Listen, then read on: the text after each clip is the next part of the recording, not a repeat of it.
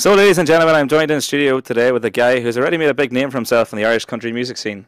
A former member of the chart-topping band D-Side, but he's now turned his attention to filling dance halls with Irish country music lovers. It is, of course, the one and only Mr. Derek Ryan.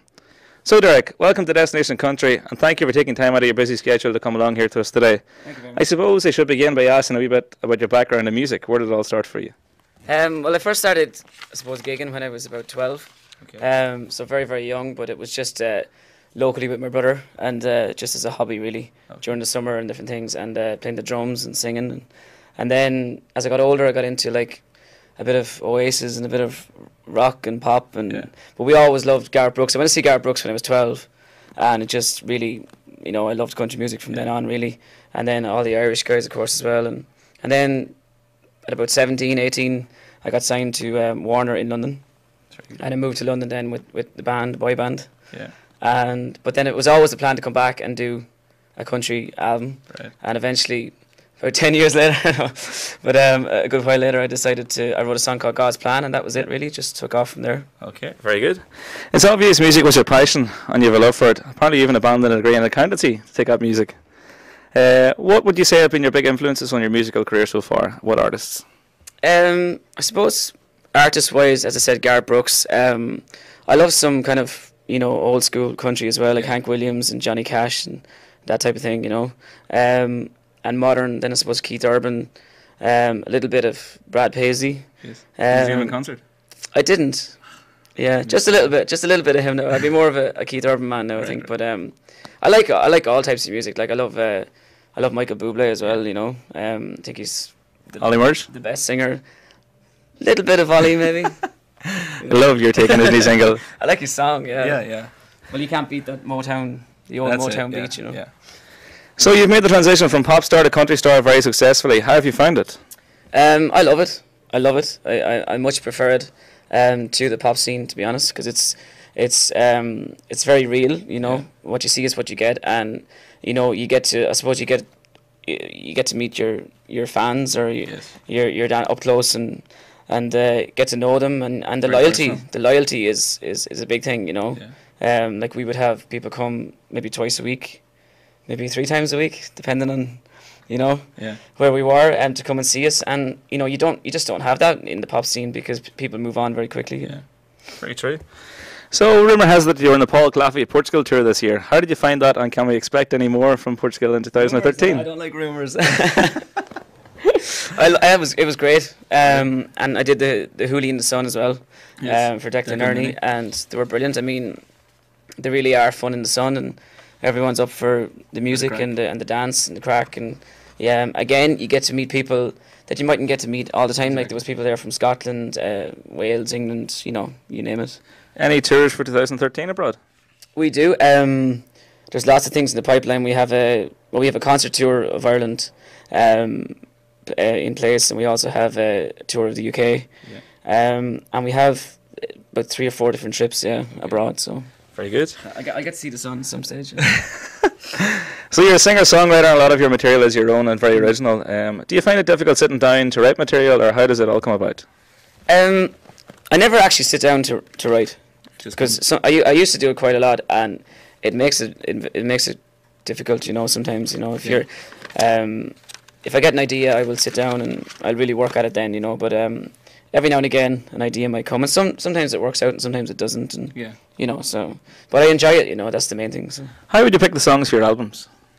Ooh, a lot of thought. Difficult job? Yeah, I'm just not the kind who will just record a song and put it on an album. Yeah. I need to think about how the album sits, and I like the album to kind of have a nice balance. It's almost like a gig, really. Right. Yeah. Because people are going to sit down and maybe have in the car, and they might be on a long journey. It could be 3/4 of an hour and you need to think about what's opening up, and but I love that side of it. But picking the songs is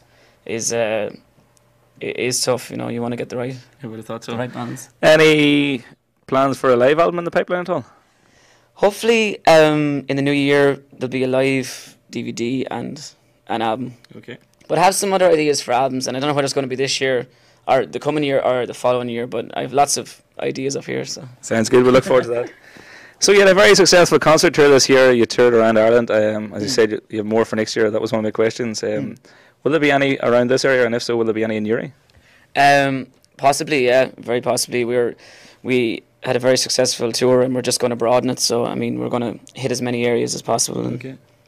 I got a lot of good feedback from the concerts too, saying that people got to know you more personalised about how the songs were wrote and where the inspiration for them all came from. So yeah, it seems there was a good response from it. That's the beauty of a concert, I suppose. You can kind of calm down and relax, and talk to the audience, and at a dance, I love doing the dances, but it's belted out the whole night. Yeah. But with a concert, because I write the songs as well, I can chat about them, and then when people, I suppose, know what the song's about, they can sit back and actually listen to the lyrics. And then people have come up to me after concerts and go, I never knew that song was about that, or so. Speaking about that, there's one song I need to ask you about. Where did the inspiration come for Kiss Me Mary?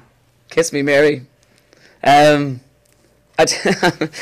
be honest with you, I could make up a story, but basically I was writing with a friend of mine in London, and we had this kind of, I came and I had this kiss me one more time, and he was going, we need a name, give me a good Irish name, and I was like, Mary, and that was it. So there's no Mary, like there's no actual Mary.